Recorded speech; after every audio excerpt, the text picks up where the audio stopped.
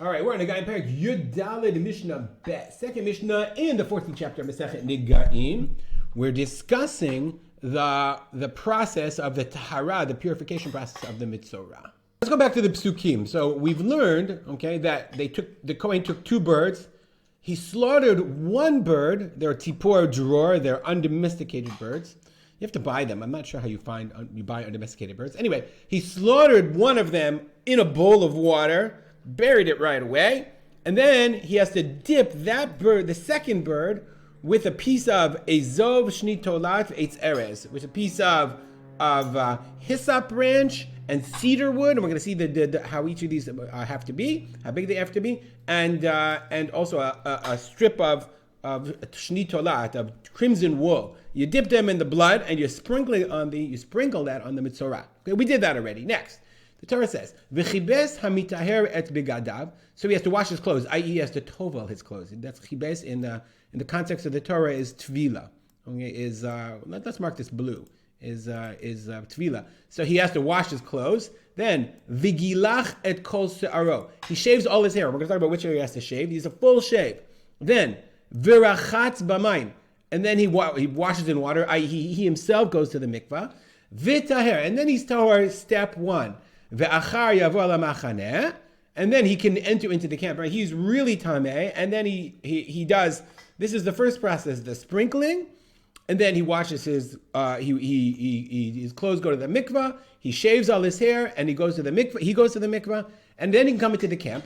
V'yashav michutz lahalo shivat yamim. And he has to sit outside his tent, meaning he cannot go home for 7 days. Let's go now to the Mishnah and see this in the Mishnah. It says the Mishnah, Ba lo l'shalech et hatzipor hachaya. So the Kohen sends out, right, the tzipor hachaya. Let's go back to the psukim. I didn't mention that. Okay, he slaughters the tzipor hachaya, okay, and he sends it away. Here it says, you dump faval b'tzipor hachaya b'dam hatzipor shchuta al ma'im chayim. Right, you dip it in the blood, okay, then you sprinkle it, and then it says v'shalach et hatzipor hachaya al pnei hasadeh. You send it out al pnei hasadeh. So the Mishnah says, ba'alo l'shalech et hatzipor hachaya. When he comes to send the live bird, when you might send it away, the symbolism, there's a lot of deep symbolism. It's worth discussing.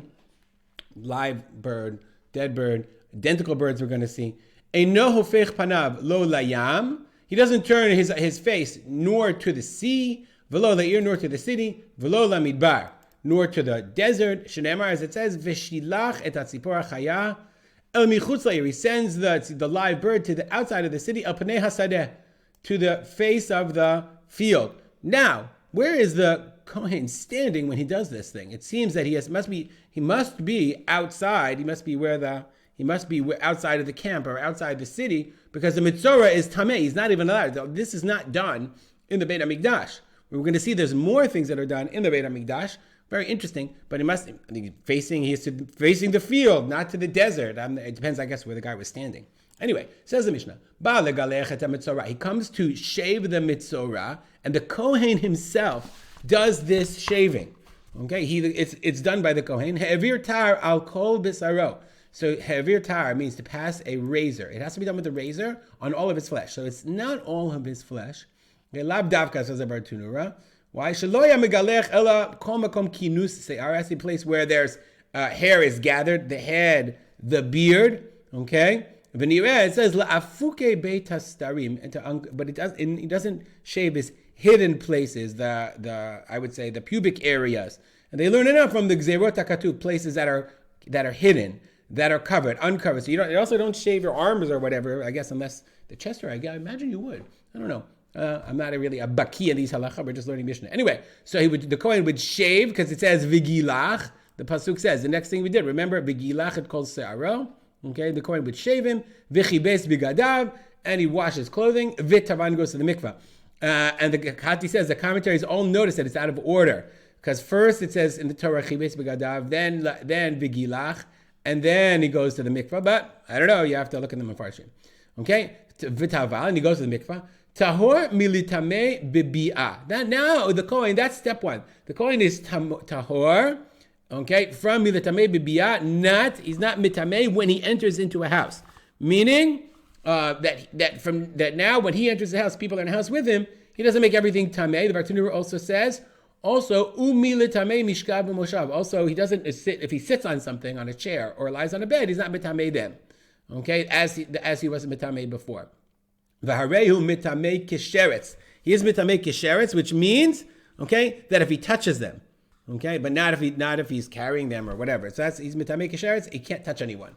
Really interesting, different steps, different processes. Nichnas lifni min hachoma. He's allowed to enter into the wall. Menudam bibeito shivat yamim. Menudam from the word nidui.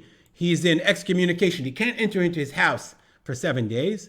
Ve'asur b'tashmish hamita. And he's prohibited from tashmish hamita. So there's a machloket between different mefarshim if those are the same thing. He can't enter his house and he can't also be with his wife or her husband or they're two, or they are the same thing. Says about Tanur Midudabi Beito. How is he? He says it's all the same. It's not that he can't enter his house. He's not tameh anymore. He can't touch anything. Okay. Dichtiv, it says V'yashav michutz la'ahalo. He must dwell outside of his tent, and we don't learn that literally. Ve'en ahalo ela ishto.